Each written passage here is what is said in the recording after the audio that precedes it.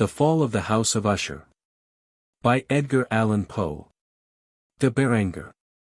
During the whole of a dull, dark, and soundless day in the autumn of the year, when the clouds hung oppressively low in the heavens, I had been passing alone, on horseback, through a singularly dreary tract of country, and at length found myself, as the shades of the evening drew on, within view of the melancholy House of Usher.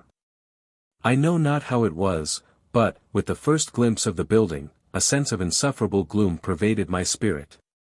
I say insufferable, for the feeling was unrelieved by any of that half-pleasurable, because poetic, sentiment, with which the mind usually receives even the sternest natural images of the desolate or terrible. I looked upon the scene before me, upon the mere house, and the simple landscape features of the domain, upon the bleak walls, upon the vacant eye-like windows, upon a few rank sedges, and upon a few white trunks of decayed trees, with an utter depression of soul which I can compare to no earthly sensation more properly than to the after-dream of the reveller upon opium, the bitter lapse into everyday life, the hideous dropping off of the veil. There was an iciness, a sinking, a sickening of the heart, an unredeemed dreariness of thought which no goading of the imagination could torture into aught of the sublime. What was it, I paused to think, what was it that so unnerved me in the contemplation of the House of Usher? It was a mystery all insoluble, nor could I grapple with the shadowy fancies that crowded upon me as I pondered. I was forced to fall back upon the unsatisfactory conclusion, that while, beyond doubt, there are combinations of very simple natural objects which have the power of thus affecting us, still the analysis of this power lies among considerations beyond our depth. It was possible, I reflected, that a mere different arrangement of the particulars of the scene, of the details of the picture, would be sufficient to modify, or perhaps to annihilate its capacity for sorrowful impression. And, acting upon this idea, I reined my horse to the precipitous brink of a black and lurid tarn that lay in unruffled luster by the dwelling, and gazed down, but with a shudder even more thrilling than before, upon the remodelled and inverted images of the grey sedge, and the ghastly tree stems, and the vacant and eye-like windows. Nevertheless, in this mansion of gloom I now proposed to myself a sojourn of some weeks. Its proprietor, Roderick Usher, had been one of my boon companions in boyhood, but many years had elapsed since our last meeting. A letter, however, had lately reached me in a distant part of the country, a letter from him, which, in its wildly importunate nature, had admitted of no other than a personal reply. The MS gave evidence of nervous agitation. The writer spoke of acute bodily illness, of a mental disorder which oppressed him, and of an earnest desire to see me, as his best and indeed his only personal friend, with a view of attempting, by the cheerfulness of my society, some alleviation of his malady. It was the manner in which all this, and much more, was said, it was the apparent heart that went with his request, which allowed me no room for hesitation, and I accordingly obeyed forthwith what I still considered a very singular summons. Although, as boys, we had been even intimate associates, yet I really knew little of my friend. His reserve had been always excessive and habitual. I was aware, however, that his very ancient family had been noted, time out of mind, for a peculiar sensibility of temperament, displaying itself, through long ages, in many works of exalted art, and manifested, of late, in repeated deeds of munificent yet unobtrusive charity, as well as in a passionate devotion to the intricacies, perhaps even more than to the orthodox and easily recognizable beauties, of musical science. I had learned, too, the very remarkable fact, that the stem of the Usher race, all time honored as it was, had put forth, at no period, any enduring branch. In other words, that the entire family lay in the direct line of descent, and had always, with very trifling and very temporary variation, so lain. It was this deficiency, I considered, while running over in thought the perfect keeping of the character of the premises with the accredited character of the people, and while speculating upon the possible influence which the one, in the long lapse of centuries, might have exercised upon the other. It was this deficiency, perhaps, of collateral issue, and the consequent undeviating transmission, from sire to son, of the patrimony with the name, which had, at length, So identified the two as to merge the original title of the estate in the quaint and equivocal appellation of the House of Usher, an appellation which seemed to include, in the minds of the peasantry who used it, both the family and the family mansion. I have said that the sole effect of my somewhat childish experiment, that of looking down within the tarn, had been to deepen the first singular impression. There can be no doubt that the consciousness of the rapid increase of my superstition, for why should I not so term it, served mainly to accelerate the increase itself. Such, I have long known, is the paradoxical law of all sentiments having terror as a basis. And it might have been for this reason only, that, when I again uplifted my eyes to the house itself, from its image in the pool, there grew in my mind a strange fancy, a fancy so ridiculous, indeed, that I but mention it to show the vivid force of the sensations which oppressed me. I had so worked upon my imagination as really to believe that about the whole mansion and domain there hung an atmosphere peculiar to themselves and their immediate vicinity, an atmosphere which had no affinity with the air of heaven, but which had reeked up from the decayed trees, and the grey wall, and the silent tarn, a pestilent and mystic vapour, dull, sluggish, faintly discernible, and leaden-hued. Shaking off from my spirit what must have been a dream, I scanned more narrowly the real aspect of the building. Its principal feature seemed to be that of an excessive antiquity. The discoloration of ages had been great. Minute fungi overspread the whole exterior, hanging in a fine tangled webwork from the eaves. Yet all this was apart from any extraordinary dilapidation. No portion of the masonry had fallen. And there appeared to be a wild inconsistency between its still perfect adaptation of parts, and the crumbling condition of the individual stones. In this there was much that reminded me of the specious totality of old woodwork which has rotted for long years in some neglected vault, with no disturbance from the breath of the external air. Beyond this indication of extensive decay, however, the fabric gave little token of instability. Perhaps the eye of a scrutinizing observer might have discovered a barely perceptible fissure, which, extending from the roof of the building in front, made its way down the wall in a zigzag direction, until it became lost in the sullen waters of the tarn. Noticing these things, I rode over a short causeway to the house. A servant in waiting took my horse, and I entered the Gothic archway of the hall. A valet, of stealthy step, thence conducted me, in silence, through many dark and intricate passages in my progress to the studio of his master. Much that I encountered on the way contributed, I know not how, to heighten the vague sentiments of which I have already spoken. While the objects around me, while the carvings of the ceilings, the sombre tapestries of the walls, the ebony blackness of the floors, and the phantasmagoric armorial trophies which rattled as I strode, were but matters to which, or to such as which, I had been accustomed from my infancy, while I hesitated not to acknowledge how familiar was all this, I still wondered to find how unfamiliar were the fancies which ordinary images were stirring up.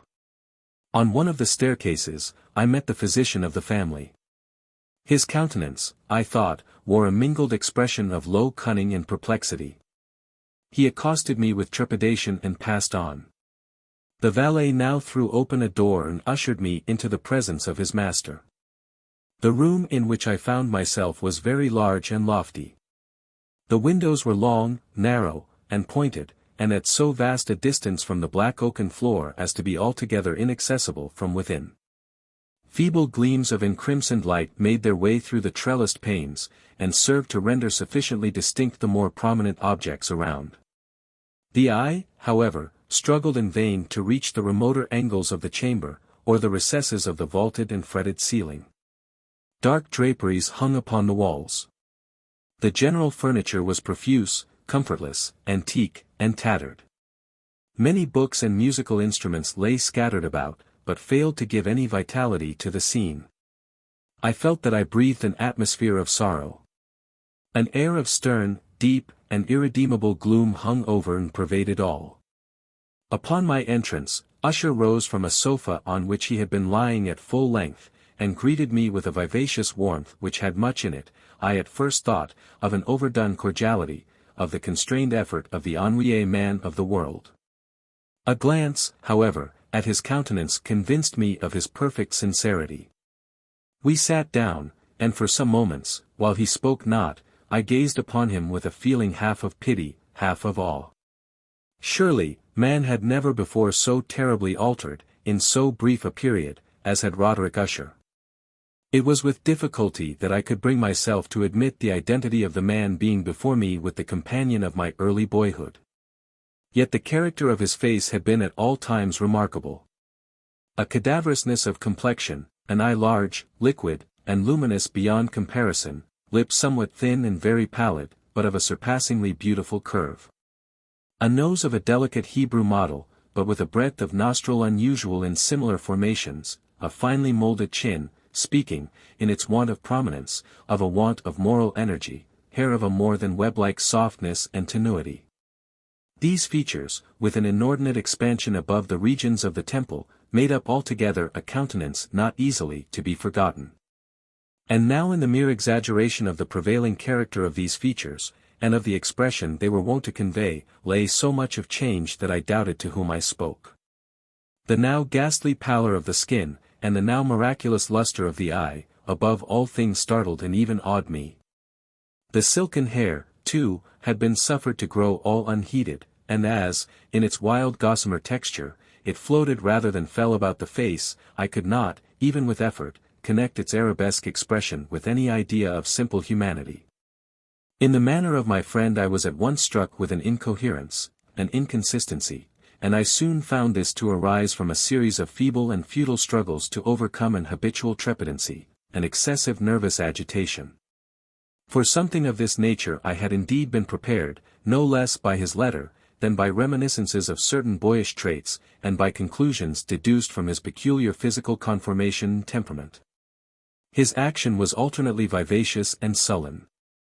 His voice varied rapidly from a tremulous indecision, when the animal spirits seemed utterly in abeyance, to that species of energetic concision, that abrupt, weighty, unhurried, and hollow-sounding enunciation, that leaden, self-balanced and perfectly modulated guttural utterance, which may be observed in the lost drunkard, or the irreclaimable eater of opium, during the periods of his most intense excitement.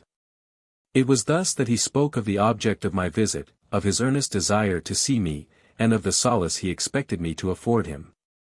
He entered, at some length, into what he conceived to be the nature of his malady. It was, he said, a constitutional and a family evil, and one for which he despaired to find a remedy, a mere nervous affection, he immediately added, which would undoubtedly soon pass off. It displayed itself in a host of unnatural sensations. Some of these, as he detailed them, interested and bewildered me, although, perhaps, the terms and the general manner of the narration had their weight. He suffered much from a morbid acuteness of the senses. The most insipid food was alone endurable, he could wear only garments of certain texture, the odors of all flowers were oppressive, his eyes were tortured by even a faint light. And there were but peculiar sounds, and these from stringed instruments, which did not inspire him with horror. To an anomalous species of terror I found him a bounden slave. I shall perish, said he, I must perish in this deplorable folly. Thus, and not otherwise, shall I be lost. I dread the events of the future, not in themselves, but in their results. I shudder at the thought of any, even the most trivial, incident, which may operate upon this intolerable agitation of soul. I have, indeed, no abhorrence of danger, except in its absolute effect, in terror. In this unnerved, in this pitiable, condition I feel that the period will sooner or later arrive when I must abandon life and reason together, in some struggle with the grim phantasm, fear. I learned, moreover, at intervals, and through broken and equivocal hints, another singular feature of his mental condition. He was enchained by certain superstitious impressions in regard to the dwelling which he tenanted, and whence, for many years, he had never ventured forth, in regard to an influence whose supposititious force was conveyed in terms too shadowy here to be restated, an influence which some peculiarities in the mere form and substance of his family mansion had, by dint of long sufferance, he said, obtained over his spirit, an effect which the physique of the grey walls and turrets, and of the dim tarn into which they all looked down, had, at length, brought about upon the morale of his existence. He admitted, however, although with hesitation, that much of the peculiar gloom which thus afflicted him could be traced to a more natural and far more palpable origin, to the severe and long-continued illness, indeed to the evidently approaching dissolution, of a tenderly beloved sister. His sole companion for long years, his last and only relative on earth. Her decease, he said, with a bitterness which I can never forget, would leave him the hopeless and the frail, the last of the ancient race of the Ushers. While he spoke, the Lady Madeline, for so was she called, passed slowly through a remote portion of the apartment, and, without having noticed my presence, disappeared. I regarded her with an utter astonishment not unmingled with dread. And yet I found it impossible to account for such feelings. A sensation of stupor oppressed me as my eyes followed her retreating steps. When a door, at length, closed upon her, my glance sought instinctively and eagerly the countenance of the brother. But he had buried his face in his hands, and I could only perceive that a far more than ordinary wanness had overspread the emaciated fingers through which trickled many passionate tears. The disease of the Lady Madeline had long baffled the skill of her physicians. A settled apathy, a gradual wasting away of the person, and frequent although transient affections of a partially cataleptical character were the unusual diagnosis. Hitherto she had steadily borne up against the pressure of her malady, and had not betaken herself finally to bed. But on the closing in of the evening of my arrival at the house, she succumbed, as her brother told me at night with inexpressible agitation, to the prostrating power of the destroyer. And I learned that the glimpse I had obtained of her person would thus probably be the last I should obtain, that the lady, at least while living, would be seen by me no more. For several days ensuing, her name was unmentioned by either Usher or myself, and during this period I was busied in earnest endeavors to alleviate the melancholy of my friend. We painted and read together, or I listened, as if in a dream, to the wild improvisations of his speaking guitar. And thus, as a closer and still closer intimacy admitted me more unreservedly into the recesses of his spirit, the more bitterly did I perceive the futility of all attempt at cheering a mind from which darkness, as if an inherent positive quality, poured forth upon all objects of the moral and physical universe in one unceasing radiation of gloom. I shall ever bear about me a memory of the many solemn hours I thus spent alone with the master of the House of Usher. Yet I should fail in any attempt to convey an idea of the exact character of the studies, or of the occupations, in which he involved me, or led me the way. An excited and highly distempered ideality threw a sulphureous luster over all. His long improvised dirges will ring forever in my ears. Among other things, I hold painfully in mind a certain singular perversion and amplification of the wild air of the last waltz of von Weber. From the paintings over which his elaborate fancy brooded, and which grew, touch by touch, into vagueness at which I shuddered the more thrillingly. Because I shuddered knowing not why, from these paintings, vivid as their images now are before me, I would in vain endeavor to educe more than a small portion which should lie within the compass of merely written words. By the utter simplicity, by the nakedness of his designs, he arrested and overawed attention. If ever mortal painted an idea, that mortal was Roderick Usher. For me at least, in the circumstances then surrounding me, there arose out of the pure abstractions which the hypochondriac contrived to throw upon his canvas, an intensity of intolerable awe. No shadow of which felt I ever yet in the contemplation of the certainly glowing yet too concrete reveries of Fuseli.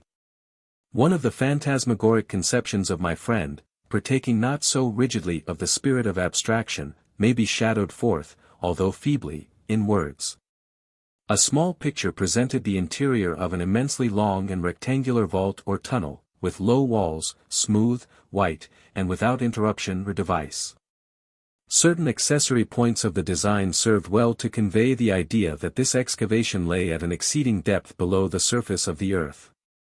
No outlet was observed in any portion of its vast extent, and no torch or other artificial source of light was discernible, yet a flood of intense rays rolled throughout, and bathed the whole in a ghastly and inappropriate splendor. I have just spoken of that morbid condition of the auditory nerve which rendered all music intolerable to the sufferer, with the exception of certain effects of stringed instruments. It was, perhaps, the narrow limits to which he thus confined himself upon the guitar which gave birth, in great measure, to the fantastic character of the performances. But the fervid facility of his impromptus could not be so accounted for. They must have been, and were, in the notes, as well as in the words of his wild fantasias, for he not unfrequently accompanied himself with rhymed verbal improvisations. The result of that intense mental collectedness and concentration to which I have previously alluded as observable only in particular moments of the highest artificial excitement. The words of one of these rhapsodies I have easily remembered. I was, perhaps, the more forcibly impressed with it as he gave it, because, in the under or mystic current of its meaning, I fancied that I perceived, and for the first time, a full consciousness on the part of Usher of the tottering of his lofty reason upon her throne. The verses, which were entitled The Haunted Palace, ran very nearly, if not accurately, thus. In the greenest of our valleys, by good angels tenanted, once a fair and stately palace, radiant palace, reared its head in the monarch thought's dominion. It stood there. Never seraph spread opinion over fabric half so fair. 2. Banners yellow, glorious, golden, on its roof did float and flow. This, all this, was in the olden time long ago. And every gentle air that dallied in that sweet day along the ramparts plumed and pallid, a winged odor went away. 3. Wanderers in that happy valley through two luminous windows saw spirits moving musically to a lute's well-tuned law, round about a throne, where sitting Porphyrogene, in state his glory well befitting, the ruler of the realm was seen. 4. And all with pearl and ruby glowing was the fair palace door, through which came flowing, and sparkling evermore a troop of echoes whose sweet duty was but to sing, in voices of surpassing beauty, the wit and wisdom of their king. But evil things, in robes of sorrow, assailed the monarch's high estate. Ah, let us mourn, for never morrow shall dawn upon him, desolate. And, round about his home, the glory that blushed and bloomed is but a dim remembered story of the old time entombed. 6. And travelers now within that valley through the red-litten windows see vast forms that move fantastically to a discordant melody, while, like a rapid ghastly river, through the pale door a hideous throng rush out forever, and laugh, but smile no more. I well remember that suggestions arising from this ballad led us into a train of thought wherein there became manifest an opinion of Usher's which I mention not so much on account of its novelty, for other men have thought thus, as on account of the pertinacity with which he maintained it. This opinion, in its general form, was that of the sentience of all vegetable things, but, in his disordered fancy, the idea had assumed a more daring character, and trespassed, under certain conditions, upon the kingdom of inorganization. I lack words to express the full extent, or the earnest abandon of his persuasion. The belief, however, was connected, as I have previously hinted, with the grey stones of the home of his forefathers. The conditions of the sentience had been here, he imagined, fulfilled in the method of collocation of these stones, in the order of their arrangement, as well as in that of the many fungi which overspread them, and of the decayed trees which stood around, above all, in the long undisturbed endurance of this arrangement, and in its reduplication in the still waters of the tarn. Its evidence, the evidence of the sentience, was to be seen, he said, and I here started as he spoke, in the gradual yet certain condensation of an atmosphere of their own about the waters and the walls. The result was discoverable, he added, in that silent yet importunate and terrible influence which for centuries had moulded the destinies of his family, and which made him what I now saw him, what he was. Such opinions need no comment, and I will make none. Our books, the books which, for years, had formed no small portion of the mental existence of the invalid, were, as might be supposed, in strict keeping with this character of phantasm. We pored together over such works as the Ververt et Chartreuse of Gresset, the Belphegor of Machiavelli, the Heaven and Hell of Swedenborg, the Subterranean Voyage of Nicholas Klim, by Hallberg, the Chiromancy of Robert Flood, of Jean d'Indigene, and of de la Chambre, the Journey into the Blue Distance, of Tieck, and the City of the Sun, of Campanella. One favorite volume was a small octavo edition of the Directorium Inquisitorium, by the Dominican Aymeric de Giron. And there were passages in Pomponius Mela, about the old African satyrs and Egipans, over which Usher would sit dreaming for hours. His chief delight, however, was found in the perusal of an exceedingly rare and curious book in quarto Gothic, the Manual of a Forgotten Church, the Vigiliae Mortuorum Secundum Chorum Ecclesiae Magentini. I could not help thinking of the wild ritual of this work, and of its probable influence upon the hypochondriac, when, one evening, having informed me abruptly that the Lady Madeline was no more, he stated his intention of preserving her corpse for a fortnight, previously to its final interment, in one of the numerous vaults within the main walls of the building. The worldly reason, however, assigned for this singular proceeding, was one which I did not feel at liberty to dispute.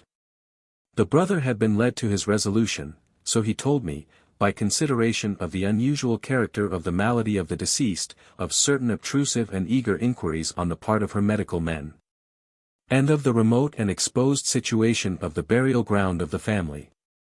I will not deny that when I called to mind the sinister countenance of the person whom I met upon the staircase, on the day of my arrival at the house, I had no desire to oppose what I regarded as at best but a harmless, and by no means an unnatural, precaution. At the request of Usher, I personally aided him in the arrangements for the temporary entombment. The body having been encoffined, we two alone bore it to its rest. The vault in which we placed it, and which had been so long unopened that our torches, half smothered in its oppressive atmosphere, gave us little opportunity for investigation, was small, damp, and entirely without means of admission for light. Lying, at great depth, immediately beneath that portion of the building in which was my own sleeping apartment. It had been used, apparently, in remote feudal times, for the worst purposes of a dungeon keep, and, in later days, as a place of deposit for powder, or some other highly combustible substance, as a portion of its floor. And the whole interior of a long archway through which we reached it, were carefully sheathed with copper. The door, of massive iron, had been, also, similarly protected. Its immense weight caused an unusually sharp, grating sound, as it moved upon its hinges. Having deposited our mournful burden upon trestles within this region of horror, we partially turned aside the yet unscrewed lid of the coffin, and looked upon the face of the tenant. A striking similitude between the brother and sister now first arrested my attention. And Usher, divining, perhaps, my thoughts, murmured out some few words from which I learned that the deceased and himself had been twins, and that sympathies of a scarcely intelligible nature had always existed between them. Our glances, however, rested not long upon the dead, for we could not regard her unawed.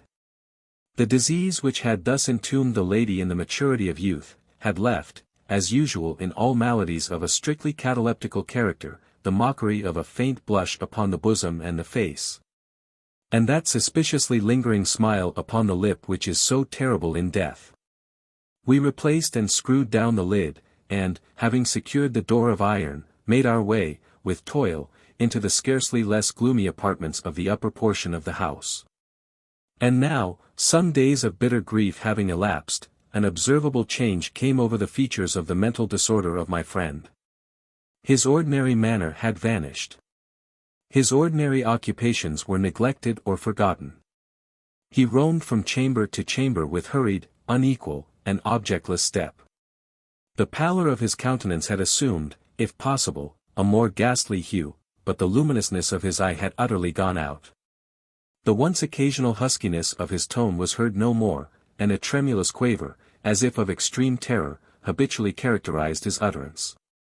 There were times, indeed, when I thought his unceasingly agitated mind was laboring with some oppressive secret, to divulge which he struggled for the necessary courage. At times, again, I was obliged to resolve all into the mere inexplicable vagaries of madness, for I beheld him gazing upon vacancy for long hours, in an attitude of the profoundest attention, as if listening to some imaginary sound. It was no wonder that his condition terrified, that it infected me. I felt creeping upon me, by slow yet certain degrees, the wild influences of his own fantastic yet impressive superstitions. It was, especially, upon retiring to bed late in the night of the 7th or 8th day after the placing of the Lady Madeline within the dungeon, that I experienced the full power of such feelings. Sleep came not near my couch, while the hours waned and waned away. I struggled to reason off the nervousness which had dominion over me. I endeavored to believe that much, if not all of what I felt, was due to the bewildering influence of the gloomy furniture of the room, of the dark and tattered draperies, which, tortured into motion by the breath of a rising tempest, swayed fitfully to and fro upon the walls, and rustled uneasily about the decorations of the bed. But my efforts were fruitless. An irrepressible tremor gradually pervaded my frame, and, at length, there sat upon my very heart an incubus of utterly causeless alarm. Shaking this off with a gasp and a struggle, I uplifted myself upon the pillows, and, peering earnestly within the intense darkness of the chamber, hearkened, I know not why.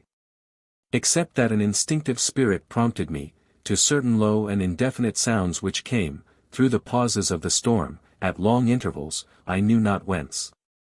Overpowered by an intense sentiment of horror, unaccountable yet unendurable, I threw on my clothes with haste, for I felt that I should sleep no more during the night, and endeavored to arouse myself from the pitiable condition into which I had fallen, by pacing rapidly to and fro through the apartment. I had taken but few turns in this manner, when a light step on an adjoining staircase arrested my attention. I presently recognized it as that of Usher. In an instant afterward he rapped, with a gentle touch, at my door, and entered, bearing a lamp. His countenance was, as usual, cadaverously wan, but, moreover, there was a species of mad hilarity in his eyes, and evidently restrained hysteria in his whole demeanor. His air appalled me, but anything was preferable to the solitude which I had so long endured, and I even welcomed his presence as a relief.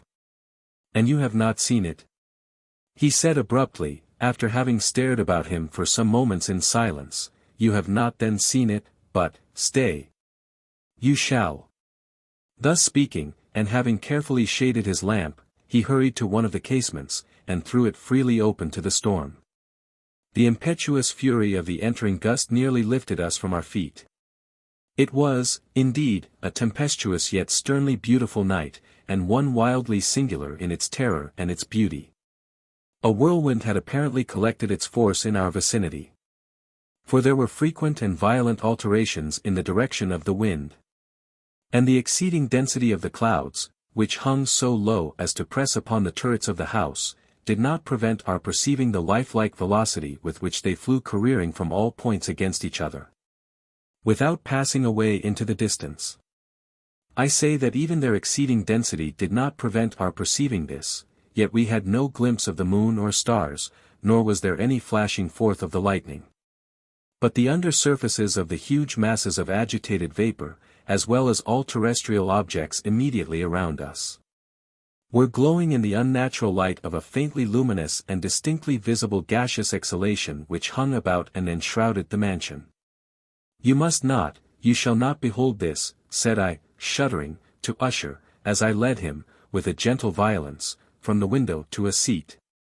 "These appearances, which bewilder you, are merely electrical phenomena not uncommon, or it may be that they have their ghastly origin in the rank miasma of the tarn.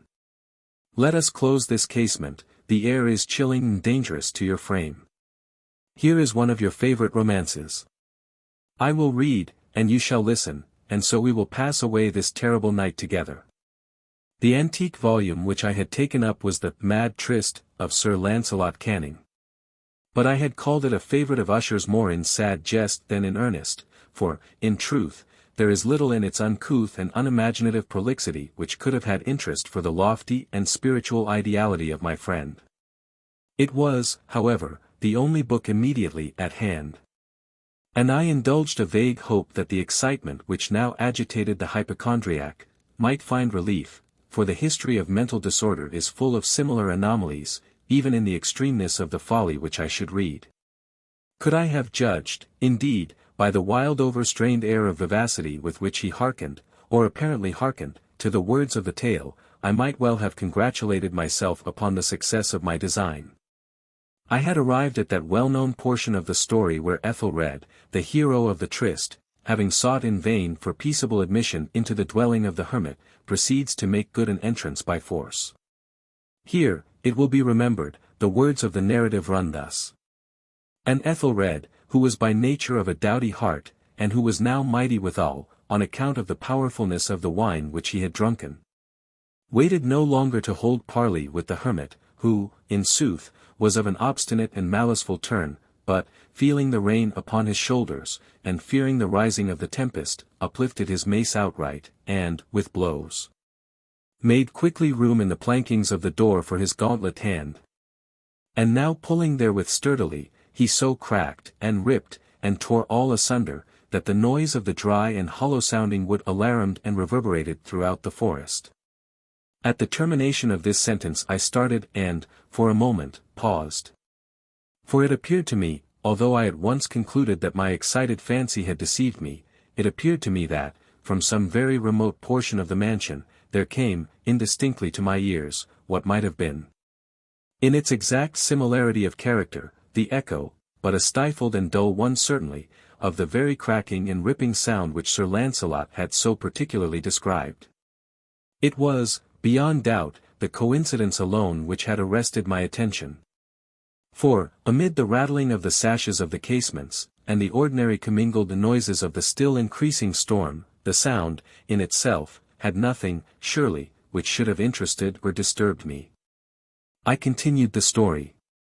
But the good champion Ethelred, now entering within the door, was sore enraged and amazed to perceive no signal of the maliceful hermit. But, in the stead thereof, a dragon of a scaly and prodigious demeanour, and of a fiery tongue, which sat in guard before a palace of gold, with a floor of silver. And upon the wall there hung a shield of shining brass with this legend enwritten. Who entereth herein, a conqueror hath been. Who slayeth the dragon, the shield he shall win. And Ethelred uplifted his mace, and struck upon the head of the dragon, which fell before him, and gave up his pesty breath, with a shriek so horrid and harsh, and withal so piercing, that Ethelred had feigned to close his ears with his hands against the dreadful noise of it, the like whereof was never before heard.